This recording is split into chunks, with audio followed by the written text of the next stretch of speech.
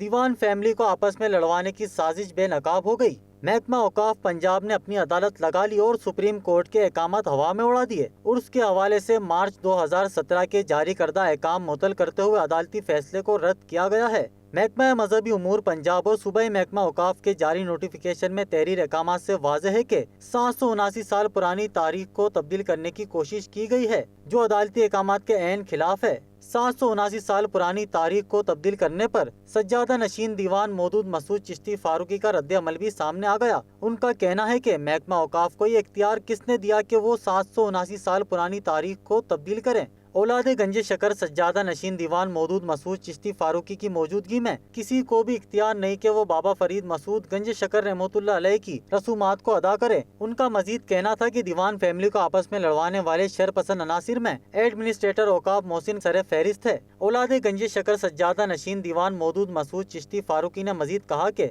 بابا فرید مسعود گنج شکر رحمۃ اللہ علیہ سے روحانی فیضیاب ہونے والے وزیر اعظم عمران خان اور چیف جسٹس آف پاکستان محرم الحرام سے پہلے اس سنگین اقدام کا نوٹس لے اور دیوان فیملی کو آپس میں لڑوانے والے شرپسند عناصر کے خلاف سخت کارروائی کریں۔ واضح رہے کہ محکمہ اوقاف اس سے پہلے بھی اس طرح کی سازشیں کرتا رہا ہے۔ اگر اسے نہ روکا گیا تو حالات مزید خراب ہونے کا اندیشہ ہے۔